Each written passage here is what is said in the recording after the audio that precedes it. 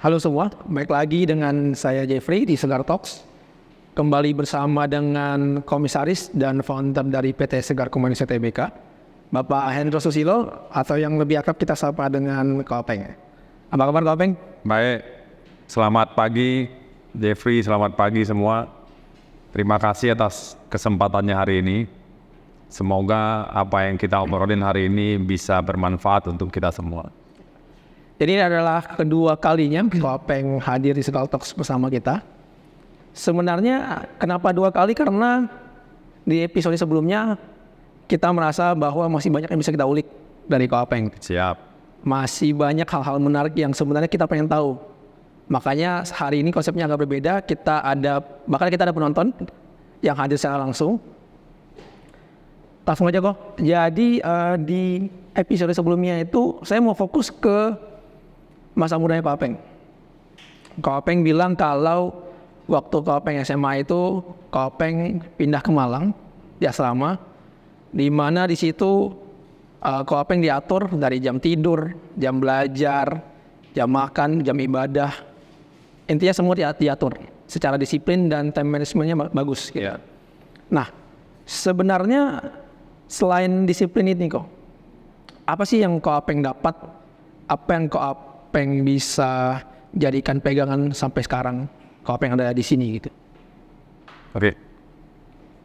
Jadi yang terutama adalah disiplin dari sisi waktu.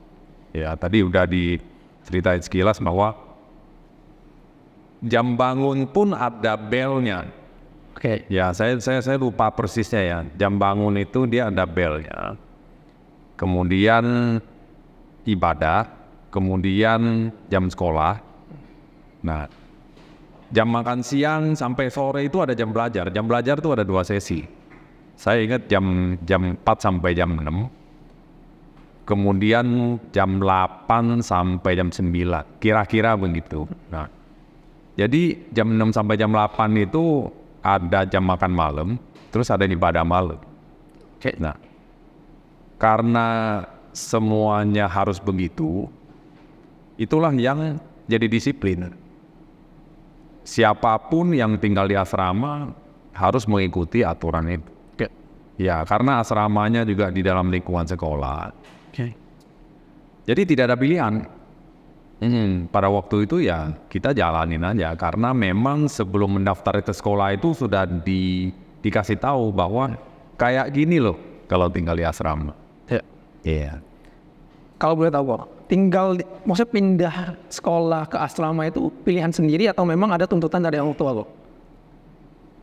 Saya persisnya lupa, tapi memang pada zaman itu yang ngaturin sekolah orang tua. Oke. Ya, pada zaman itu lumayan banyak orang Pontianak yang sekolah ke Malang. Oke. Dengan berbagai macam background, berbagai macam tujuan. Tapi yang jelas pada waktu itu SMA Kolose Santo Yusuf itu jadi salah satu yang paling favorit. Oke. Nah, di situ kumpul ada teman-teman dari Indonesia Timur, dari Jawa banyak. Jadi memang pada waktu itu sekolah yang lumayan atau boleh dibilang sangat terkenal. Menarik karena kita tahu kalau zaman SMA itu zaman dimana terutama laki-laki ya kok, zaman dimana kita tuh pengen coba, kita penasaran dengan banyak hal. Ibaratnya kita pengen merasa bebas lah.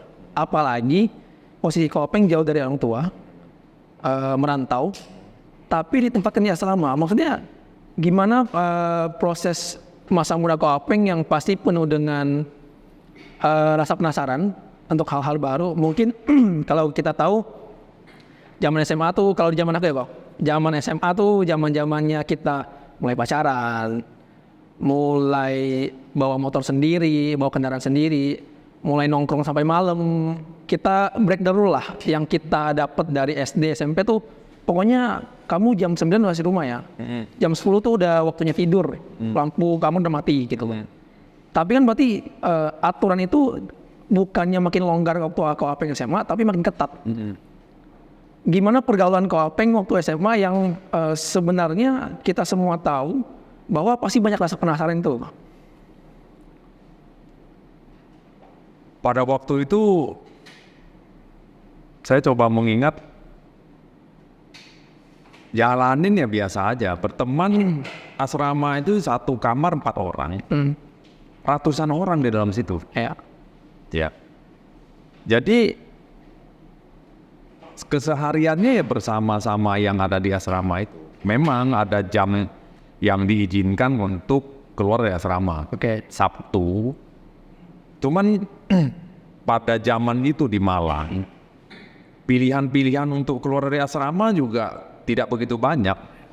Ya, zaman itu bioskop cuma ada satu. Nah, saya ingat uang jajan pada waktu itu yang dikasih seminggu 5.000 perak. Oke.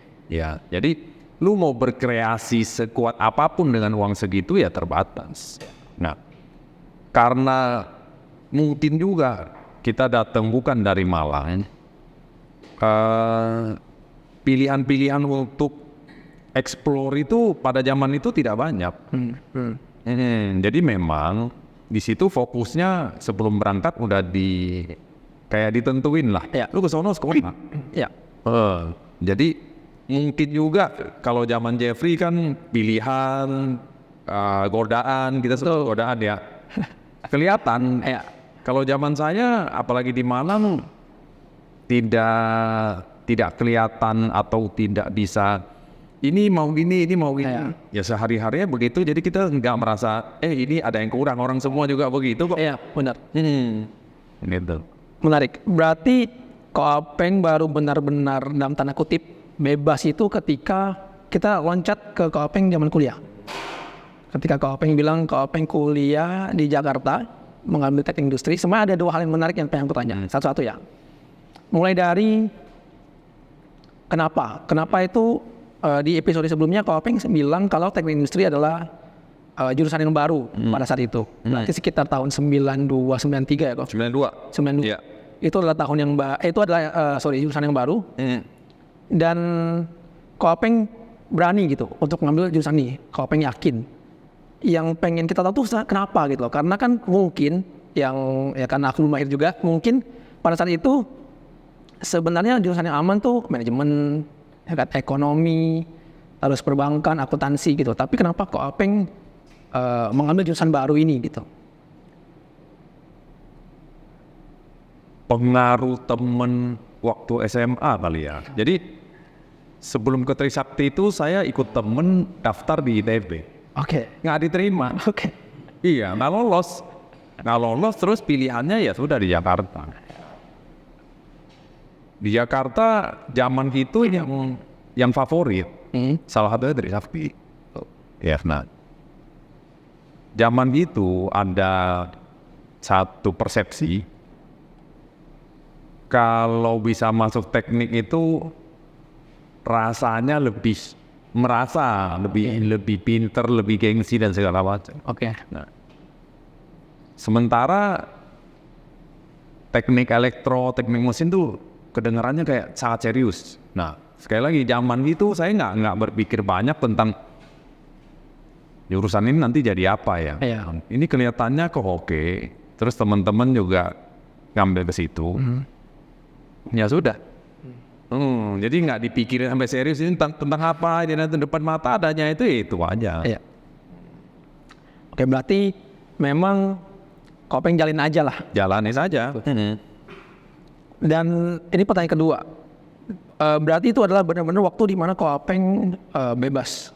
Bebas dalam artian Kopeng menentukan pilihan sendiri.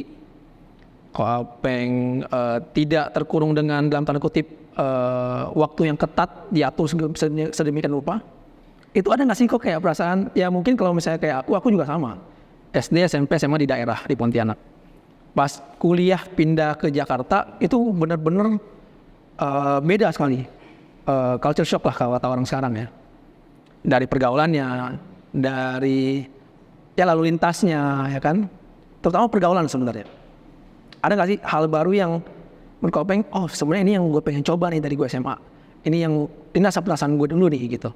Terus Kopeng kuliah di Jakarta diberi kebebasan, dan itu waktunya Kopeng coba gitu loh. Dalam hal apapun ya, positif dan negatifnya. Zaman itu saya kok bolak-balik bilang zaman itu ya, karena saya berusaha. Ya, saya tipe yang udah lewat ya udah, Ya, gitu kan. ya. Ini boleh dibilang pertama kalinya ditanya lumayan detail tentang yang sudah lewat. Ya. Karena saya tipenya lebih berpikir ke depannya. Ya. Ya, nah bebas ya. Saya lagi berusaha mengingat-ingat apakah pernah saya merasa nggak bebas. Oke.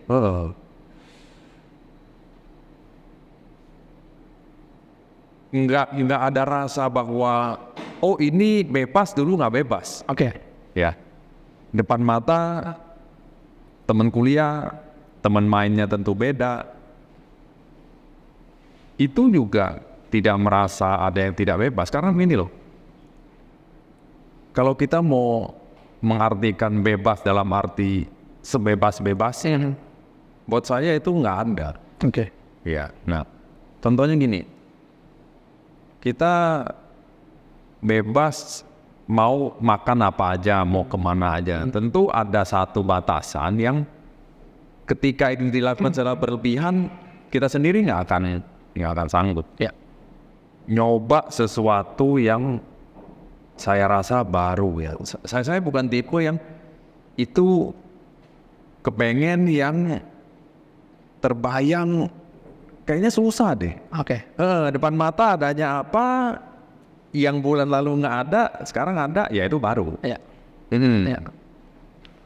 Mungkin memang ada sedikit shifting, ada perubahan karena di zamannya saya, zamannya kita banyak hal baru yang sebenarnya kita pengen coba karena kita lihat dari sosial media. Zaman Kopeng mungkin belum ada. Jadi hal baru itu benar-benar Kopeng dapat by experience, bukan by visual di HP. Oh, gue pengen coba ini nih. Ntar gue kalau misalnya udah umur segini gue pengen ini nih. Ntar pas gue kuliah gue pengen gini nih. Mungkin itu kali ya. Oh, Nggak ada saya.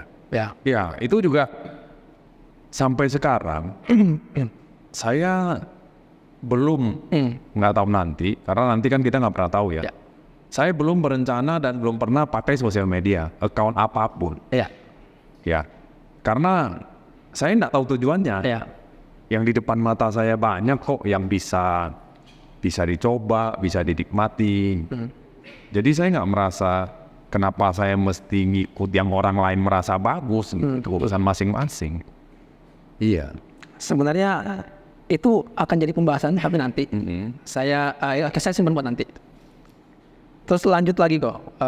Kita by timeline ya. 97 Kopeng lulus kerja pertama kalinya. Ya. Ini adalah hal yang saya pribadi juga pengen tahu sebenarnya. Apakah saat Kopeng memutuskan untuk bekerja saat itu, apa ekspektasi Kopeng tentang lingkungan kerja? Karena gini, di Gen Z sendiri, mungkin milenial Anda sebagian, tapi mostly Gen Z lah. Itu sekarang ketika mereka mau bekerja, mereka tuh terlalu banyak ekspektasi. Karena mereka melihat, wih enak ya kerja di sini, santai, bisa work-life balance, terus bisa work from anywhere, mau di cafe, mau di rumah, mau di kosan, mau di hotel, ya kan? Dan kadang-kadang itu juga malah jadi satu, pertimbangan yang memberatkan mereka. Memberatkan dalam artian, kalau misalnya gue nggak dapet tempat kerja yang bisa work-life balance, gue nggak mau. Kasarnya sekarang yang lagi hits itu adalah kalau misalnya tempat kerja gue men-trigger mental health issue gue nggak mau. Nah itu sebenarnya fenomena yang cukup menarik karena banyak atasan-atasan yang berasal dari Gen X atau Gen Y yang merasa kerja sama Gen Z itu susah. Karena hal itu, karena mereka dianggap kalau bahasa peta-peta atau maip ya nggak mau susah, nggak mau ribet, nggak mau berjuang di seperti zaman Kopeng mungkin waktu itu gitu loh. Nah itu Kopeng ada sih ekspektasi tempat kerja tuh harusnya seperti apa gitu. Jadi begini, kita melakukan sesuatu, saya melakukan sesuatu, saya secara sadar kadang-kadang tidak sadar tujuannya apa. Karena kita kerja, tujuan pertama tentu gaji. Tuh. Ya, gaji. Terus kita dapat di pekerjaan itu sudah tidak kerja menjadi dapat kerja. Betul. Apapun kerjaannya. Ya. Jadi bisa dapat kerja aja udah jadi satu keberhasilan. Ya. Nah, pada waktu itu tidak ada bayangan pikiran bahwa ini work life balance dan segala model-model yang konon katanya sekarang dialami oleh gen apapun. Nah, sekarang ini mumpung ngomong gen Z bla bla bla. Saya tidak paham gen ini itu apa, gen ini itu apa. Buat saya mau kerja apa enggak. Ya, jadi dari tidak ada kerja menjadi punya kerja itu sudah satu keberhasilan tujuan. Nah, kita kerja sebaik-baiknya. Ya, terus secara umum seseorang bisa dianggap bernilai lebih kalau punya kemampuan lebih. Kemampuan lebih itu secara dasar bisa jadi dari disiplin dasar kan. Karena disiplin, karena serius, biasanya tentu mendapatkan ilmu dan pengalaman yang lebih banyak. Nah, itulah adding value-nya. Ya, nah. Jadi pada waktu saya mulai kerja, tidak ada pikiran tentang apakah ini benar, apakah ini sesuai, tidak ada. Depan mata adanya itu, ya itu dimaksimalkan. Ya. Bandingannya adalah daripada tidak ada kerja. Ya. Gitu ya. Nah, terus tadi saya menarik juga nih tentang pikiran-pikiran yang Jeffrey sebut anak muda zaman now lah ya. Ya. Bahwa ini efek dari media sosial, dari berita. Betul. Membanding-bandingkan dengan perusahaan yang memberikan fasilitas yang tadi Jeffrey sebut. Betul. Oke, nah kalau saya malah ngelihatnya gini, yang lu mau bandingin adalah disiplin kerjanya, etika kerjanya, bukan fasilitasnya. Coba deh, beberapa perusahaan yang memberikan fasilitas kayak gitu, saya ingat pertama kali mungkin Google lah, mungkin Apple lah dikasih tempat olahraga. Nah, terus ada satu pembahasan dari ahli manajemen bahwa yang diikutin, yang dilihat kok enaknya. Padahal bisa jadi mereka kerja sekian jam, di sono itu 15 menit. Tapi yang di blow up yang 15 menitnya. Nah, buktinya apa? Perusahaan-perusahaan yang tadi disebut itu bisa menjadi ukuran yang sangat besar sekarang. Kan? Dan saya yakin bukan karena mereka menghabiskan banyak waktu di situ, tapi pada waktu ada di tempat itu, mikirnya jadi maksimal. Ya, jadi balik lagi nih, tadi pertanyaan bahwa apakah pada waktu itu punya pikiran, punya target? Ya, bahwa saya udah dapat kerjaan, saya mesti maksimalin yang depan mata. Apa yang bisa kita perbaiki, apa yang bisa kita kembangin. Teorinya nih, kalau itu kita jalanin, fasilitas itu ngikut kok. Jadi memang pada prinsipnya, pada dasarnya, Kopeng selalu kayak coba dulu dan jalin dulu. Oh iya. Menarik. Terus ada lagi kok. Ini adalah keresahan generasi saya. Gen Z lah. Kita mengakui bahwa sebenarnya kita perlu banyak belajar dari generasi sebelumnya, entah itu milenial, entah itu Gen Y, Gen X. Kita tuh, tapi terkadang di era digitalisasi sekarang ini, ada hal yang ini jatuhnya sedikit pembelaan terhadap generasi Gen Z yang merasa bahwa terkadang kerja dengan baby boomer atau Gen X dan Gen Y itu cukup sulit karena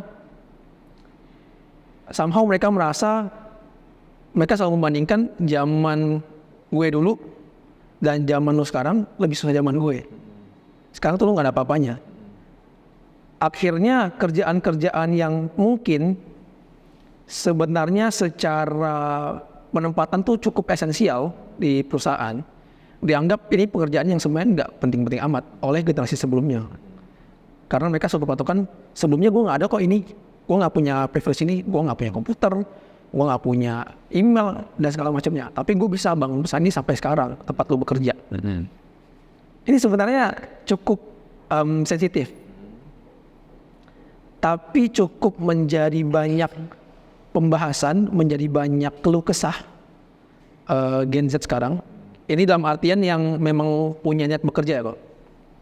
Yang dimana tujuannya sebenarnya gue tuh pengen perusahaan ini lebih baik lagi. Mungkin zaman dulu iya benar, lo harus sekeras itu. Zaman sekarang dengan kemudahan bukan berarti semua mudah. Dengan kemudahan itu artinya semua akses terbuka. Lo makin banyak saingan. Dan itu adalah kesusahan kita sekarang. Kesusahan lo dulu adalah lo nggak punya teknologi yang mencukupi. Kesusahan kita sekarang adalah kita terlalu banyak saingan gitu. Gimana kau pengen menanggapi itu, melihat situasi ini dan kira-kira? Karena menurut saya dan mungkin teman-teman yang ada di sini, Kopeng itu cukup fleksibel. Kopeng bisa mengikuti Gen X dan Gen Y, Kopeng bisa masuk ke milenial dan bisa masuk ke Gen Z. Nah itu gimana kira-kira tanggapan Kopeng? Oke. Saya sih kurang cocok dengan pandangan bahwa generasi muda harus belajar dari yang lebih senior. Karena gini, setiap zaman itu ilmunya beda-beda, kondisinya beda-beda. Kayak hari ini nih, saya belajar tentang gimana ngobrol. Ya, saya belajar tentang fasilitas media sosial ini bisa dipakai untuk hal positif. Yang dimana zaman saya waktu seumuran Jeffrey ini tidak ada. Ya, nah, tapi yang menjadi hal yang sama adalah kemauan untuk belajar, kemauan untuk maksimal. Oke, jadi kalau saya melanjutkan apa yang Jeffrey bilang, membandingkan, saya harus membandingkan ketika saya seumuran Jeffrey, saya nggak ada apa-apanya. Ya, kan? Penguasaan pengetahuan Jeffrey tentang teknologi, tentang media sosial, zaman itu enggak ada. Zaman sekarang kan saya enggak ada apa-apanya, orang saya nggak ngerti. Karena memang benar sih sekarang ini efek media sosial bisa positif dan sebaliknya. Ya. Saya menggunakan media sosial nggak? Iya. Saya belajar banyak hal dari YouTube. Saya mencari referensi-referensi yang menurut saya bisa saya pakai untuk bahan pembelajaran. Nah, jadi ketika tadi merasa ada kekurang cocokan generasi per generasi, kita balikin lagi nih ke dasarnya nih. Tujuan kerja apa? Cita-citanya apa sih? Setiap umur teorinya sama. Meningkatkan materi itu pertama, selanjutnya meningkatkan pengalaman. Ujung-ujungnya apa? Memenuhi keinginan. Nah, jadi kalau sekarang bilangnya, oh zaman dulu, zaman itu beda.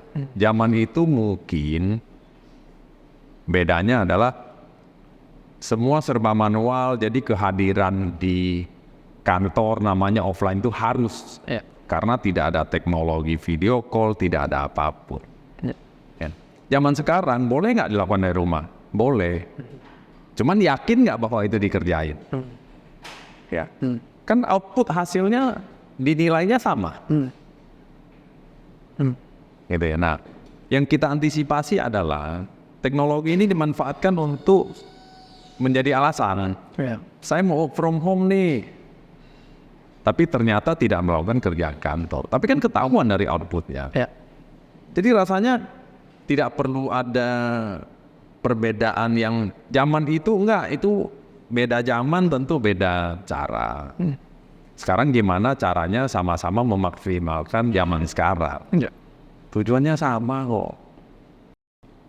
Menarik, karena baik lagi itu memang menjadi salah satu, sepertinya ya, menjadi salah satu keluh kesah Gen Z yang kerja berdampingan dengan generasi sebelumnya. Karena baik lagi kayak kata aku tadi, Ada beberapa hal yang sebenarnya yang kita kerja itu esensial, yang dianggap dalam tanda kutip remeh. Ini tuh nggak penting-penting banget sebenarnya.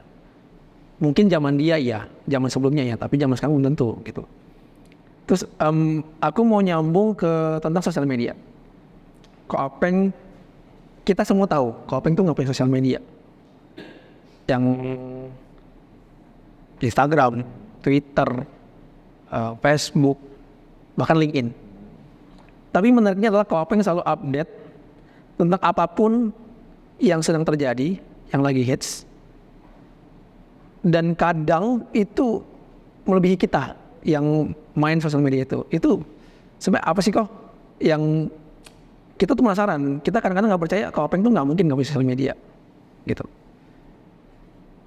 Saya tertarik komentarin yang pertama ya mengenai perbedaan pendapat antar generasi.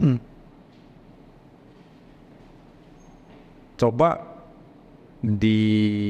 saya logikanya gini, ketika di dalam satu tempat kerja ada dua generasi, tentunya ada forum komunikasinya dong. Betul. Ya, nah logikanya adalah kalau perusahaan atau usaha ini dibangun oleh generasi yang disebutnya senior, Ya. dan perusahaan itu terbukti bisa berkembang, artinya ada sesuatu di senior itu yang bagus untuk perkembangan. Ya. Ya, nah coba fokusin ke situ dulu. Oke, nah mengenai beberapa hal yang tadi Jeffrey sebutkan tentang tekanan, healing dan sebagainya generasi sekarang, itu rasanya bukan hal yang esensial deh. Ya. Ya, jadi ada hal prinsip yang sudah dibuktikan oleh generasi sebelumnya. Ini loh hasilnya loh. Ya. Buktinya mana? Ya lihat aja. Depan mata mungkin gedung kantor, mungkin jumlah staf, dan seterusnya. Jadi perdebatan itu ujung-ujungnya adalah logika gampangnya gini, setiap orang itu berusaha sesantai mungkin dengan hasil sebanyak mungkin. Betul. Ya, nah, jadi kadang-kadang tercampur aduk dengan industri sekarang yang full teknologi, perusahaan teknologi, startup yang teknologi, dengan perusahaan yang masih setengah teknologi. Jadi ketika si generasi sekarang ini masuk ke perusahaan teknologi, ya silakan ikutin yang sono. Tapi kalau masuk ke perusahaan yang masih setengah teknologi atau masih tradisional, ya depan mata adanya itu. Ya. Agak lucu kalau masuk ke satu tempat yang dia masih belum full teknologi, terus si generasi muda ini, ini mah ini dan itu, gitu kan. Lebih efektif kalau gimana caranya saya mengefisiensikan yang non-teknologi dengan pengetahuan teknologi saya. Nah, forum komunikasinya teorinya ada. Ya. Oke. Mengenai medsos, saya tidak tahu penilaian itu bahwa saya update karena saya mengikuti berita itu dari kanal berita yang resmi. Oke.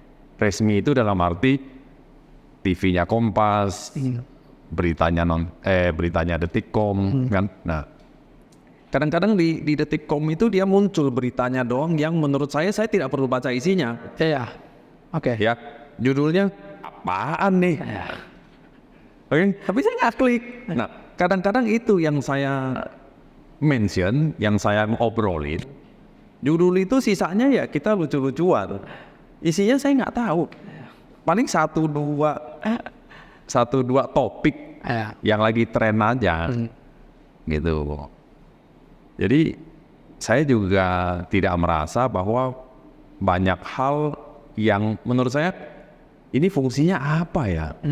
Kalau buat komunikasi saya hanya ambil 1-2 topik, nggak saya ikutin. Gitu. Tapi kalau yang menurut saya bisa menambah, misalnya nih kualitas saya berkomunikasi, kualitas saya bekerja sama, ya saya cari YouTube-nya. Banyak kok referensi yang menurut saya bisa dipakai untuk meningkatkan kemampuan. Gini, ada satu hal prinsip yang sebenarnya saya juga penasaran. Kopeng itu adalah tipe orang yang selalu dalam setiap kesempatan, entah itu saat menutup presentasi, entah itu saat memberikan arahan, entah itu saat evaluasi, katakanlah bulanan, kuartal, triwulan, semester ataupun tahunan, Kopeng selalu memberikan satu tagline, macam-macam kalimatnya, tapi intinya sama, adalah mau coba, atau siapa mau coba silahkan dicoba. Bahkan kalau mungkin teman-teman semua sih tahu, di emailnya Kopeng ada kata cobanya gitu. Apakah memang prinsip Kopeng yang coba aja dulu, jalani aja dulu itu sesimpel ya karena pengen tahu, maksudnya ya coba aja gitu, atau terkadang tuh prinsip orang itu beda-beda. Mereka mendapat prinsip itu karena beberapa pengalaman, atau memang ada satu hal yang di masa lalu Kopeng tidak melakukan sesuatu, tidak berani mencoba sesuatu, akhirnya Kopeng menyesali itu yang sampai di bawah sampai sekarang. Makanya Kopeng selalu menekan coba aja. Karena saya pernah nonton satu video kok, bunyinya gini. Kalau misalnya lu merasa harga dari mencoba dan memulai sesuatu itu mahal, harganya itu bisa waktu, materi, apalagi tenaga. Kalau misalnya lu merasa harga dari itu sangat mahal untuk mencoba, tunggu sampai lu mendapat peringatan dari penyesalan, karena itu harganya jauh lebih mahal seumur hidup. Nah, apakah prinsip yang Kopeng mau coba itu adalah ada penyesalan di belakang, yang mungkin, harusnya gue coba nih dulu, dan akhirnya sekarang udah telat, atau memang itu dari pengalaman Kopeng yang lain? Kita samain persepsi ya, yang nyoba ya. Jeffrey belum berkeluarga kan? Iya. Pernah punya pacar? Pernah. Oke. Zaman saya, kalau kita mau meresmikan pacaran namanya nembak. Nembak ya, betul ya? Berarti Jeffrey pernah nembak dong? Iya. Oke. Jadi dari kenalan, terus sampai nyoba nembak, sampai diterima, Jeffrey pernah nggak nembak yang ditolak? Pernah. Jadi menurut Jeffrey, nembak ditolak itu berhasil apa enggak? Tujuannya enggak. Berhasil nembak. Berhasil nembak, tapi tujuan dari tembaknya enggak. Nah, nyesel nggak habis nembak karena ditolak?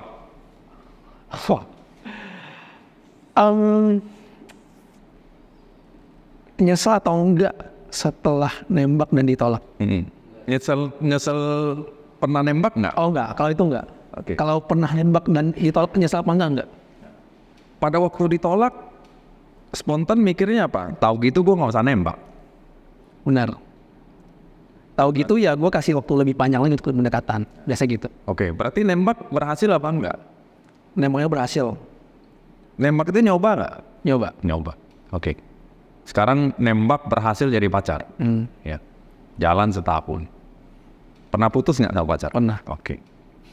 Jalan setahun putus. Jeffrey yang putusin apa Jeffrey diputusin?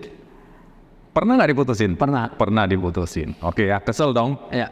Pada waktu diputusin, Jeffrey merasa, tahu gitu dulu nggak usah jadian nih. Ya. Betul? Betul. Jadi jadian itu nyoba kan? Betul. Nyesel nggak pernah nyoba jadian? Enggak. Tadi? Gitu ya. Ya. Nah, jadi sesimpel itu. Ya. Nah, itu persepsi. Setelah itu mungkin merit. Itu belum dilakuin. Merit itu berantem. Nah, pas berantem itu Jeffrey mungkin mikir, tahu gitu dulu nggak usah merit. Jadi itu persepsi. Nembak, ntar putus. Terus kita mau mempersepsikan saya menyesal pernah nembak, atau saya bersyukur pernah nembak, nanti saya perbaiki. Oke. Ya. Nah, jadi harga yang harus dibayar apa? Nggak ada, karena prosesnya memang begitu. Nah, balik lagi nih ke tadi tentang tagline, tentang segala macam. Itu saya belajar juga memang dari buku. Saya awal-awal itu suka buku tentang presentasi, tentang karena yang gini loh, tidak ada hal yang baru di dunia ini. Semua hal tuh udah pernah dilakukan. Tinggal kita milih, kita maunya memperbaiki atau mengembangkan yang mana. Ya, nah dari buku, dari YouTube yang saya ikutin, konon katanya tagline itu lebih gampang diingat. Tagline itu kayak kesan gitu loh, ngobrol panjang lebar. Yang kita ingat kesan, orang ini ngobrolnya enak. Apa yang diobrolin? Ya, tapi kesan. Ya, nah, kenapa mau coba? Saya merasa karena yang pertama tadi nggak ada hal yang baru, orang lain sudah pernah coba ini. Ya, jadi gimana kita mau mengembangkan? Ya, nyoba. Nah, dengan perumpamaan yang tadi nembak itu, kalau nyoba kalau di bidang bisnis gitu loh. Kita bikin pengembangan bisnis. Pengembangan bisnis itu saya lebih cocok berkolaborasi.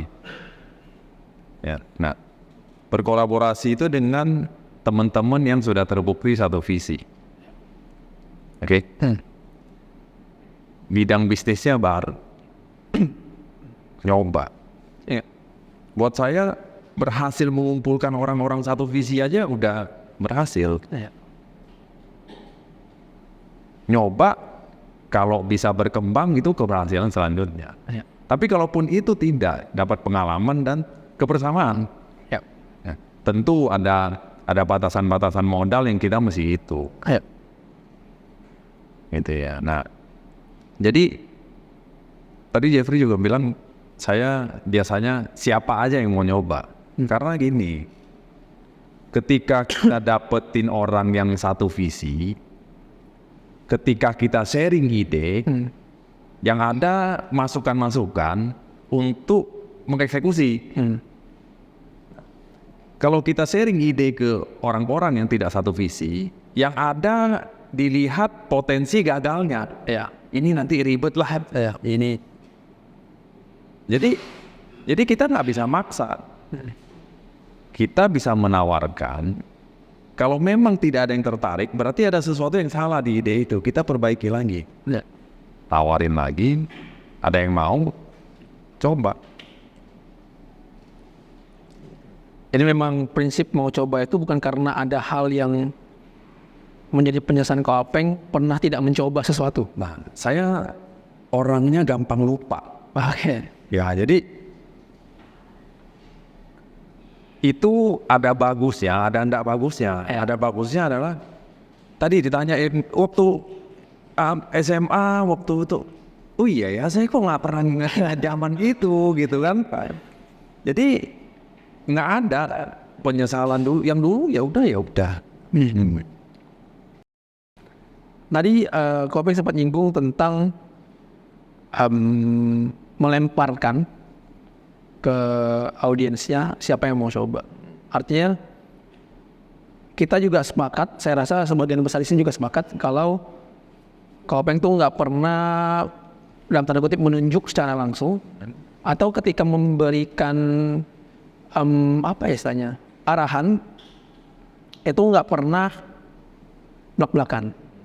Kalau kata kita mungkin yang generasi Gen Z ini yang udah bekerja sama Kopeng tuh selalu punya pesan yang tersirat. Contoh paling sederhana adalah kalau misalnya di grup Kopeng udah komen sesuatu, kita pasti hening dulu. Kita bahkan akan mungkin ya kita kumpul ngomong ini pembahas Kopeng apa ya, ini maksud Kopeng apa ya. Dan saya sangat yakin kalau bukan cuma kita doang ngerasa, bukan cuma aku doang ngerasa, tapi banyak banget yang ngerasa. Kopeng itu selalu punya makna tersirat dari apa yang Kopeng omongin. Kalau saya boleh tahu, Bang, kira-kira kenapa Kopeng selalu memberikan makna tersirat instead of Kopeng, ya udah belak-belakannya, lu harusnya gini. apakah ini saya coba. Jadi kita melakukan riset kecil-kecilan kemarin dengan beberapa orang terdekat Kopeng. Kalau menurut mereka yang sudah bareng Kopeng dari lama, kalau kata Kopeng satu visi, kenapa Kopeng melemparkan itu secara mentah, penuh dengan teka-teki? Karena Kopeng pengen masing-masing orang itu punya interpretasi sendiri terhadap apa yang Kopeng sampaikan. Jadi kalaupun misalnya apa yang mereka tangkap berbeda dengan apa yang Kopeng maksud, Kopeng dapat masukan baru. Apakah memang itu atau memang ada maksud lain kok? Saya tidak pernah merancang, tidak pernah ini metodenya begitu. Nah, mungkin ini membuat saya jadi berpikir kembali bahwa ada persepsi yang begitu nih. Karena pas Jeffrey tanya pertama, respon spontan di sini adalah ini kayaknya ada cara komunikasi yang saya mesti memperbaiki nih sampai orang merasa ini kurang belak-belakan. Itu respon pertama. Kayaknya cara komunikasi ini perlu ada perubahan. Ya. Nah, saya juga menebak bahwa bisa jadi karena kurang seringnya berkomunikasi, jadi itu dianggap perlu diinterpretasikan. Tidak. Bisa jadi secara tidak sadar, balik lagi ke yang mau coba tadi, saya ketika menyampaikan sesuatu, saya kasih garis besarnya dulu. Logikanya adalah siapapun yang tertarik itu kan kontak. Kok ini maksudnya apa? Ini apa dan apa? Saya langsung dapet. Dia pengen nih. Ya, jadi ketika kita nawarin sesuatu dan ketemu yang feedback, pengen, ya itu aja kita fokusin. Jadi mungkin itu secara tidak sadar. Secara kebiasaan, logikanya begini, kalau ini mau ditawarin ke semua, ya, ke saya mesti nawarin satu-satu nih. Ini apel rasanya, ini pir rasanya, bisa aja yang denger, ini kapan selesai ngomongnya nih? Apalagi posisi begini kan, orang-orang kadang-kadang mau menyudahi tapi nggak enak. Oke, ya, kita taruh aja di depan. Ini ada apel mau dibagi, titik. Yang mau silakan maju, titik. Jadi kita dapat yang mau. Gitu. Jadi Kopeng memang selalu fokuskan ke kalau lu mau ya mulai gitu Pak. Ini ya, pengalaman saya selama menjalankan hidup, hidup itu bisa kerjaan, bisa hubungan apapun.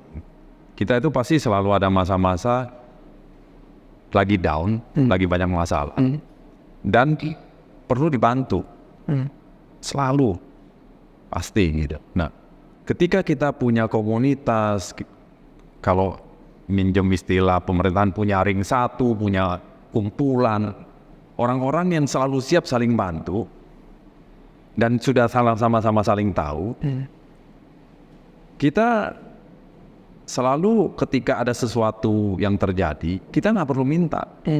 Udah. Nah itulah semakin banyak itu semakin bagus.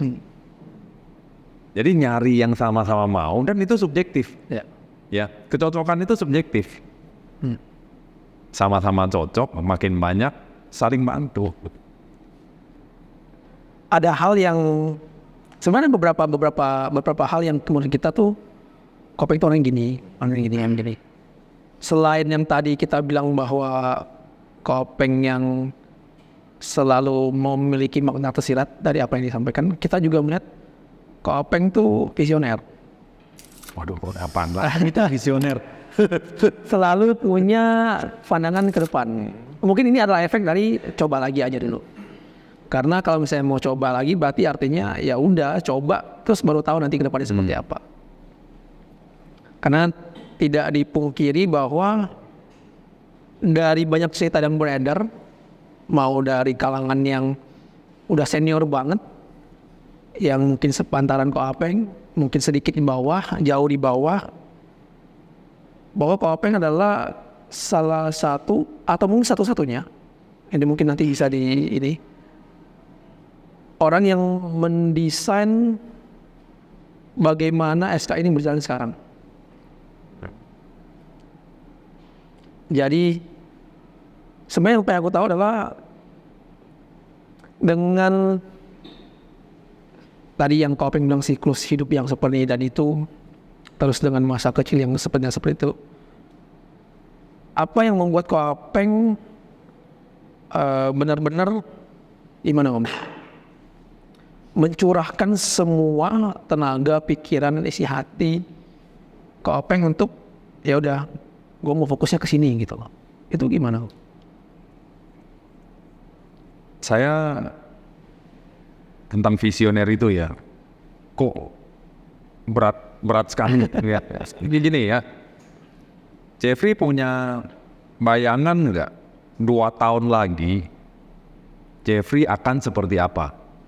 Akan seperti apa itu bisa jadi saya mau punya rumah sendiri, saya mau punya mobil, atau saya mau apa gitu. Punya nggak? Punya. Punya. Itu visioner bukan? Itu visioner. Sesimpel itu. Ya. Ya, nah. Jadi saya tidak merancang ini sendiri, salah itu. Ya, ya. Ya.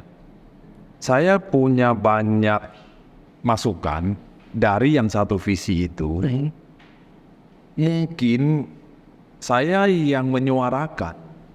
Tapi ide itu bukan murni dari saya. Ya. Saya sangat beruntung bahwa dalam perjalanan ini banyak yang satu visi, selalu siap saling memberi masukan. Terus itu diolah. Banyak yang jalanin tapi nggak muncul orangnya sebenarnya. Ya.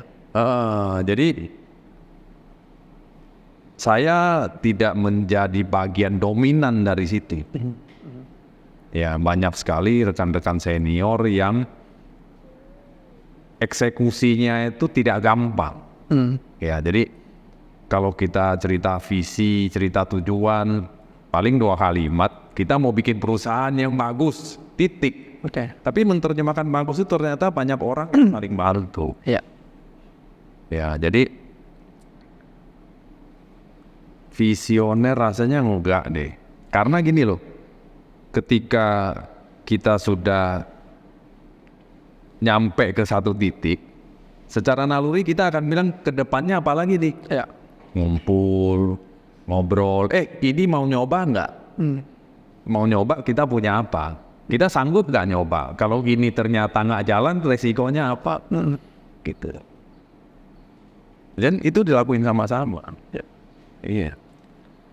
Ada yang menarik dari beberapa pertanyaan terakhir ini, Kopeng selalu nyebut orang-orang yang satu visi, orang-orang Lig 1. Seberapa besar bagi Kopeng pengaruh orang-orang Lig 1 ini? Itu yang pertama. Yang kedua, kalau dalam perjalanannya memiliki visi yang sama tapi dengan cara yang berbeda, ya kita nggak bisa mungkin kalau semua orang punya cara masing-masing. Oh iya, itu saling melengkapi. Nah itu gimana cara Kopeng, mungkin dari katakanlah 3 orang yang punya visi yang sama, A, B, C, salah satunya Kopeng, B punya cara yang berbeda, C punya cara yang berbeda, Kopeng punya cara yang berbeda. Gimana cara Kopeng untuk mengelola itu supaya yuk kita sama-sama, ini tuh sebenarnya kurang lebih sama loh cara kita. Kan tujuannya ini, itu gimana? Memanage orang-orangnya. Oke. Saya sama Jeffrey berangkat dan tidak saling kenal. Ya. Ketika pertama ketemu tidak ada kesan apapun. Ya. Kenalan sebulan, setahun. Di dalam perjalanan sebulan setahun itu jadi muncul penilaian, persepsi, rasa, kan? Karena apa? Ada komunikasinya. Dari situ bisa makin dekat, sama, atau makin jauh. Ya. Ya. Jadi ketika kita sebut orang ring 1, artinya secara perjalanan sudah terbukti banyak cocoknya. Ya. Ya. Nah, ketika kita saling perjalanan banyak cocoknya, yang tadi Jeffrey umpamakan bilang visinya sama, udah pasti. Kalau caranya beda, cara komunikasinya pasti juga sudah sama-sama tahu. Ya. Jadi kesepakatan tuh gampang tercapai karena kita sudah melalui banyak hal bersama dan kita sebenarnya nggak sadar udah tahu ini kelebihannya di mana, ini kelebihannya di mana, ini kelebihan, makanya bisa saling makin dekat. Dan jadi disitulah beda-beda yang saling melengkapi. Artinya komunikasi itu terjalin seiring berjalannya waktu, banyak dilalui gitu ya. Iya kan yang tadi lagi pertama ketemu Ya. nggak kenal. Balik lagi contoh yang Jeffrey jalanin nih dengan nembak tadi nih, kenalan lah. Tertariknya kan oke nih. Terus kan ini berjalan terus sampai merasa ini gua mau nyoba nembak nih. Berarti kan ini komunikasinya bagus. Nggak mungkin dong lu ngajak musuh jadian kan. Musuh tuh apa sih, ngomongnya nggak nyambung. Yang dilihat yang berantem ya. Ya dong. Jadi semua itu alamiah sampai ke satu titik bahwa kadang-kadang kita nggak bilang jalannya mesti gimana. Kita hanya bilang kita mau ke sini. Masing-masing berinisiatif. Saya bawa ini ya, saya punya ini, saya punya ini. Sampai. Karena sejarah komunikasi itulah yang apa sebutannya ya, efektif lah. Sebelum masuk ke dua pertanyaan terakhir Bro, ini pertanyaan pribadi dari saya. Saya tuh menilai secara pribadi Kopeng adalah orang yang wise, bijak dalam mengambil keputusan, dalam memecahkan masalah. Enggak menggebu-gebu, enggak penuh dengan emosi yang berlebihan, enggak yang cicok kalau kata orang, enggak yang sembarangan tembak segala arah, tapi selalu santai, selalu kalem, dan apa yang Kopeng sampaikan selalu menjadi masukan yang oh iya ya, yang kita nggak pernah kepikiran sebelumnya. Itu sebenarnya gimana proses Kopeng bisa sampai ke situ? Hari ini saya banyak dapat istilah baru loh. Visioner, wise. Saya nggak apa ya, nggak siap dengan sebutan itu. Ya, saya sehari-hari menikmati, menjalani gitu. Saya juga tidak sadar kalau lingkungan merasa seperti yang Jeffrey bilang tadi. Ya. Secara psikologis mungkin gini. Jeffrey sedang dengar musik nggak? Senang. Lagu ya. Ya. Jenis musik yang ngerok, DJ, ketika masuk kuping rasanya apa? Hardcore, itu kan rasanya kan kayak menggebu-gebu gitu ya. Kalau dengar musik yang slow, Ya. gitu kan? Ya. Nah, jadi saya merasa gini loh. Orang itu kalau dapat intonasi, dapat suara masuk ke kuping yang sejenis itu lebih memancing emosi. Ya, nah, karena saya sendiri begitu. Ya. Nah, kalau yang slow, gitu ya. Contoh saya mau kasih Jeffrey apel. Ini apel lu makan nggak? Lu makan nggak? Jeff, kalau berkenan apelnya monggo dicoba. Ya. Ya, jadi tujuan kita komunikasi apa sih? Yang pertama supaya didengerin. Nah, dilanjutkan dengan supaya yang dengerin sepaham dengan kita. Ya. Supaya yang dengerin mau melakukan apa yang kita pikirin. Ya. Cara efektifnya gimana? Saya mau minta Jeffrey makan apel. Makan nggak makan mau lempar loh. Ya. Jeff, coba dong. Enak nih. Jeffrey mau melakukan yang mana? Sesimpel itu ya. Jadi ketika kita merasa bahwa saya nyamannya begitu loh, teorinya orang lain akan begitu. Tapi itu subjektif ya. Subjektif karena ada orang yang merasa kalau mendengar musik rock musik DJ itu saya lebih bersemangat. Ini mah terlalu pelan bikin ngantuk. Ya. Itulah cocok-cocok. Ya. Tapi saya agak apa ya? Saya nggak tahu istilahnya sih dengan istilah-istilah yang tadi ya. Tapi saya berterima kasih sih ada komentar positif seperti itu. Artinya dari jawaban Kopeng tadi, artinya Kopeng selalu berusaha menjadi cermin. Artinya kalau misalnya Kopeng akan melakukan sesuatu sebagaimana Kopeng ingin orang melakukan itu ke Kopeng. Kayak tadi Kopeng bilang, lebih baik ya karena Kopeng lebih menikmati ditegur dengan santun, dengan lebih slow nada intonasinya, Kopeng akan lebih terima dibanding yang harus menggebu-gebu gitu ya. Oke. Dan ini dua pertanyaan terakhir. Yang pertama, di episode sebelumnya Kopeng bilang bahwa ditanya sama teman kita Felix, apa arti bahagia bagi Kopeng? Apa definisi bahagia?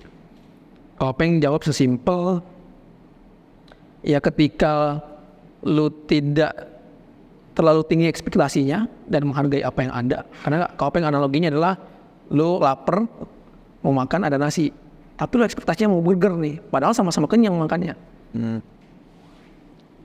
Harusnya lu bisa bahagia dengan sekali makan nasi. Artinya mengurangi ekspektasi, atau ekspektasi itu sebenarnya menjadi penghambat dari kebahagiaan kita. Pertanyaannya sesimpel, apakah di saat ini posisi Kopeng sekarang, Kopeng sudah bahagia dan kenapa?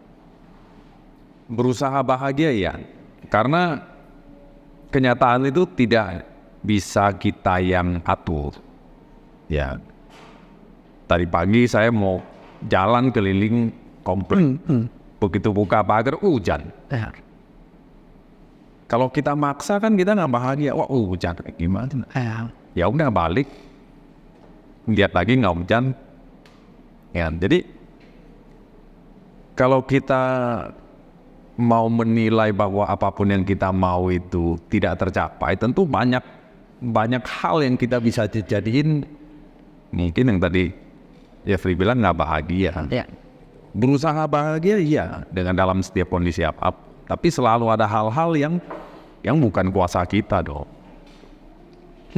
Nah, jadi saya masih terngiang-ngiang di sini nih yang awal-awal Jeffrey cerita tentang generasi, karena dalam percakapan ini saya melihat sebagian besar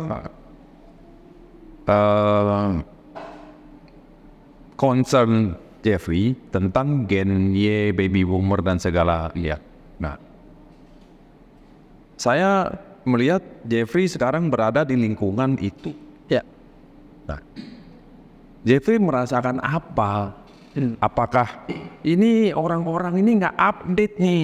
Ada banyak generasi yang menurut dia kita terlalu santai nih. Rasanya apa sih? Kalau saya pribadi, sebenarnya berada di lingkungan itu satu privilege buat saya, karena saya bisa belajar banyak hal dari banyak sudut pandang. Karena ya kita nggak bisa mungkin bahwa di kita ini generasinya ada baby boomer, Gen X, Gen Y, milenial sampai Gen Z itu ada. Dan saya mencoba semaksimal mungkin untuk menjalin komunikasi ke setiap generasi, dimana supaya saya tahu sudut pandang dia tentang pekerjaan ini itu apa, terutama yang saya kerjain kok. Yang dia saya kerjain apa, sudut pandangnya, bagaimana kalau dia ada di posisi saya, dan bagaimana kalau misalnya dia menghadapi masalah yang sama seperti yang saya tahu. Dia itu berarti yang lebih senior ya? Di setiap generasi. Oh, oke. Orang-orang di setiap generasi. Jadi mereka ini saya minta masukannya. Saya coba untuk, kenapa saya bilang ini adalah privilege atau keuntungan bagi saya? Karena akhirnya saya tahu nih, oh kalau misalnya ketika katakanlah si Gen X ini zaman dia ketemu dengan posisi ini, dia akan gini. Ketika si Gen Y-nya sama posisinya akan seperti ini, si milenial dari sini. Akhirnya saya akan mencoba untuk memadukan dengan Kalau misalnya saya sendiri, apa yang akan saya lakukan? Saya akan lihat yang mana yang beririsan. Oke. Kita hilangkan istilah gen Iya. bla bla bla lah ya. Kita fokus cerita tentang Jeffrey dan lingkungan kerja saya. Ya. Menurut Jeffrey, kebiasaan-kebiasaan atau aturan-aturan atau tradisi-tradisi yang menurut Jeffrey udah nggak cocok nih sama zaman gua di sini nih. Apapun jam kerja, apapun lah. Ya. Yang membuat Jeffrey tadi kayak ada sesuatu yang ini kayaknya enggak deh gitu. Ada satu hal yang menurut saya cukup, ini pasti akan jadi perdebatan karena ini cukup sensitif bagi saya pribadi. Dan ini juga berhubungan dengan apa yang Kak Openg sampaikan minggu lalu. Di zamannya waktu itu Kak Openg bekerja, Kak Openg bilang orang yang oke dan niat dalam bekerja tuh orang yang datang. Orang yang kalau misalnya datang tepat waktu, pulang tepat waktu, orang yang biasa aja kalau kerja. Tapi orang yang datang tepat waktu, pulangnya lebih telat, itu baru luar biasa. Kalau saya salah, tolong perbaiki kok. Saya rasa perlu ada sedikit tambahan di belakangnya. Orang yang kalau datangnya tepat waktu, pulangnya tepat waktu, dan kerjanya selesai tepat waktu, itu orang yang luar biasa bagi saya. Tapi orang yang datangnya tepat waktu, pulangnya telat, tapi kerja juga telat, itu ya biasa aja. Nah mungkin itu yang sedikit banyak masih mempengaruhi di lingkungan kantor kita. Ini saya nggak tahu boleh tanya apa enggak. Jadi saya rasa perlu ada persepsi seperti itu. Kalau misalnya lu bisa tepat waktu, lu datang tepat waktu dan pulang tepat waktu tapi kerjaan selesai, ya itu patut diapresiasi. Bukan berarti ketika lu tepat waktu artinya lu males nih. Oh lu nggak mau jangan kerja pulang, udah pulang aja lah. Tidak selalu seperti itu bagi saya. Karena memang mungkin ya kerjaannya selesai dan dia bisa pulang tepat waktu. Begitu juga sebaliknya, bukan berarti dia pulang telat karena dia berusaha menyelesaikan. Ya bisa aja selama dia jam kerjanya dia leha-leha, terus dia baru kebut, tapi nggak keburu selesai di hari itu. Jadi itu sih satu hal yang kayaknya perlu ada sedikit perbaikan di prinsip itu. Terus ada lagi bahwa ya saya bersyukur karena saya diberi kesempatan untuk bisa banyak komunikasi dengan level manajerial. Karena masukan-masukan yang mungkin tidak sampai di telinga manajemen adalah ada mungkin beberapa teman-teman yang merasa tidak dalam tanda kutip diperhatikan oleh manajemen. Saya nggak tahu, mungkin karena saya juga sebenarnya mencari tahu, mungkin karena mereka yang kurang aktif untuk komunikasi, atau memang manajer yang terkesan membatasi diri untuk berkomunikasi. Jadi kalau bisa ditanya itu, saya pribadi belum ada solusinya, belum juga tahu kenapa, tapi mungkin itu adalah hal-hal yang sedang dirasakan teman-teman. Nggak secara spesifik siapa, tapi mungkin ada yang merasakan itu. Itu sih Bang. Oke. Pertama tentang perumpamaan jam kerja. Saya juga sependapat dengan Jeffrey bahwa penilaian itu memang output. Betul. Ya, jadi logika simpel adalah ketika lagi jam kerja, ya kerja. Nah, tantangannya adalah gimana caranya menilai output itu. Di beberapa bagian kita sudah mempunyai kriteria yang objektif. Contoh, kalau driver jumlah trip yang diantar. Betul. Kalau admin jumlah faktur yang diketik. Metode-metode itu kita coba bikin untuk mengidentifikasi ya mana yang selama jam kerja itu maksimal, dengan tujuan gini, kadang-kadang ada rekan kerja yang dia mau kerja maksimal tapi penugasannya tidak diterima. Belum lagi dengan kesan nggak enak dengan sesama rekan kerja. Nah, terus tadi Jeffrey juga memberi masukan bahwa mengenai komunikasi. Nah, apakah ada masukan Yang pertama mengenai metode untuk menilai secara objektif bahwa selama jam kerja ini outputnya maksimal apa enggak. Ya, yang kedua masalah komunikasi. Oke, kita yang pertama dulu. Jeffrey sekarang ada di bagian purchasing.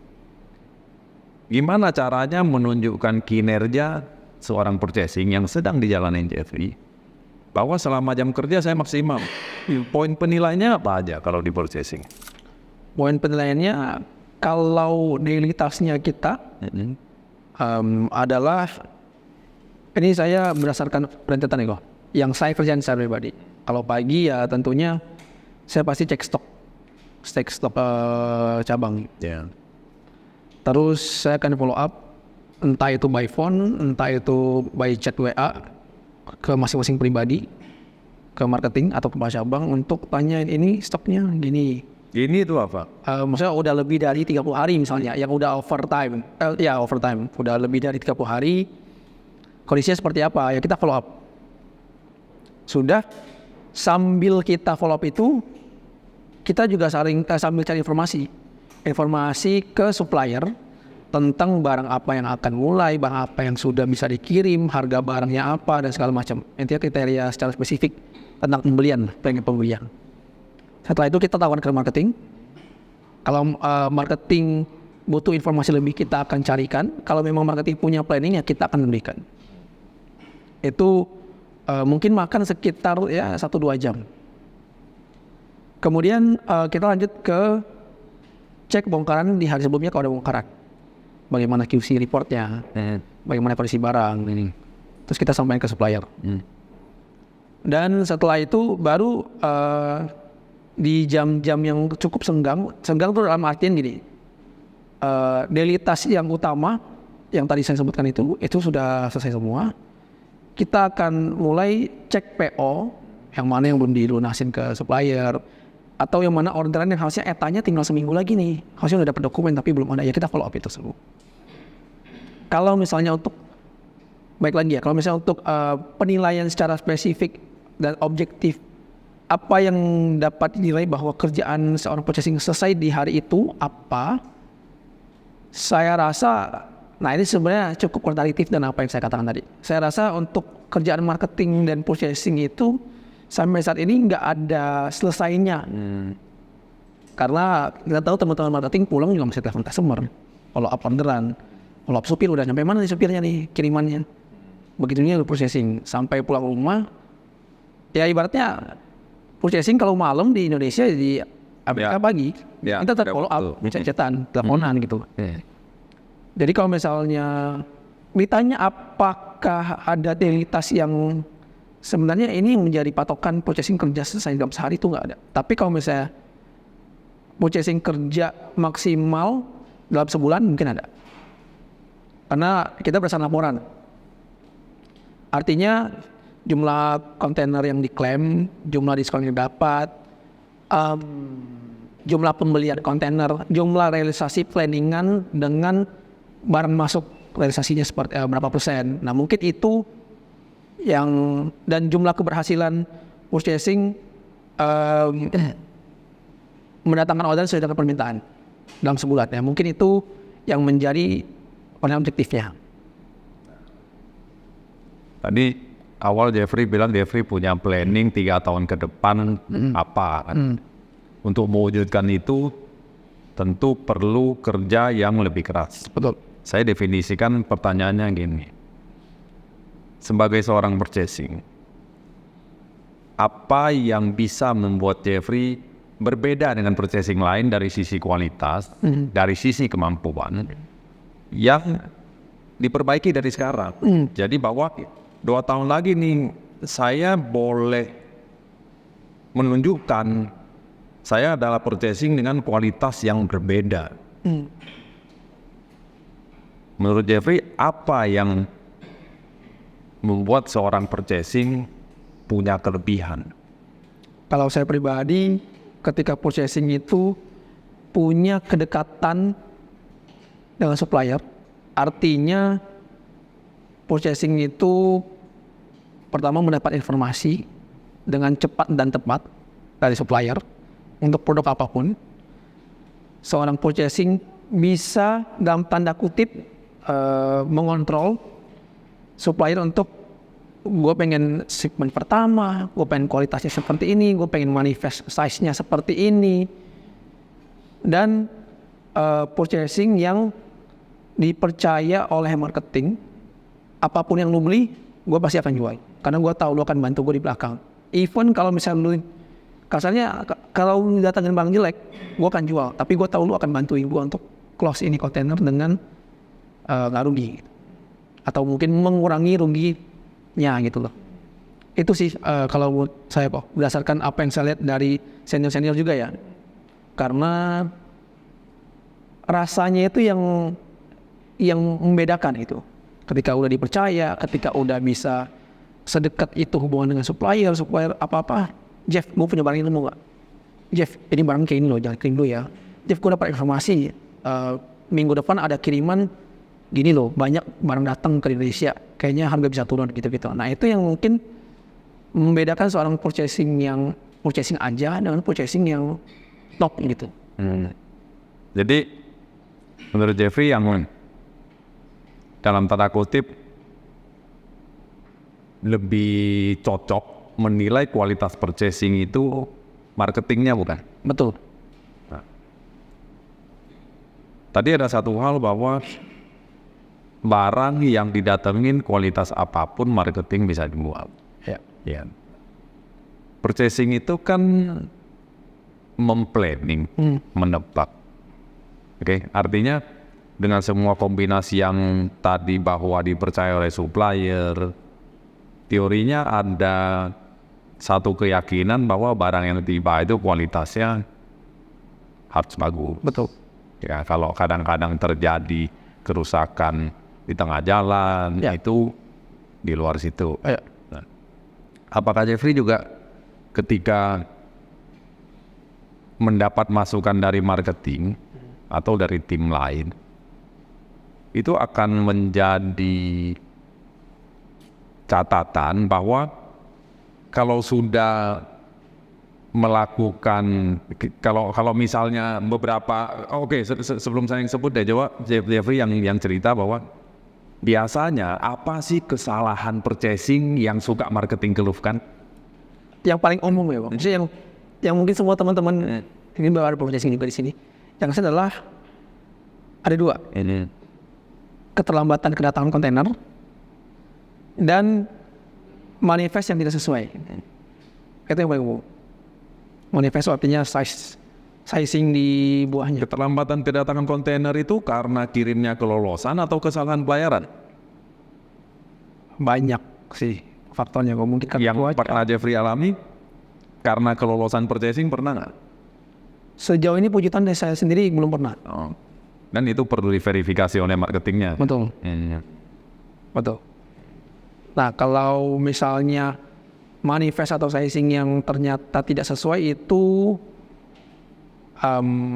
sebenarnya jatuhnya gambling karena terutama kalau barang first shipment ya kok, artinya barang petikan baru, season baru, marketing kan pasti punya kriteria, gue di sini lakunya barang usaha gini, tapi pengennya first shipment, artinya purchasing akan gambling.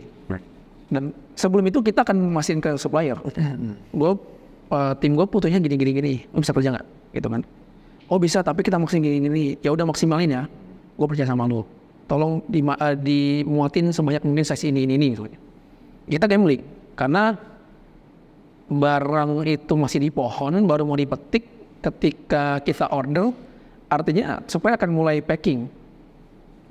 Dan kalau first shipment artinya ketika udah mau satu kontainer pas, langsung dikirim. Mau itu manifestnya amit-amit beda jauh atau yang mendekati, ya pasti dikirim karena kita minta first shipment. Ya paling kayak gitu sih kok. Ya, jadi paling tidak Felix lagi. Ya, saya masih ingat yang kemarin. Paling tidak Jeffrey sudah bikin gambaran luar mulai mau gimana. Jeffrey juga sudah mengevaluasi purchasing yang bagus gimana. Jadi semoga apa yang Jeffrey rencanakan tahapannya akan sampai ke situ. Ya, ladies and gentlemen, Jeffrey.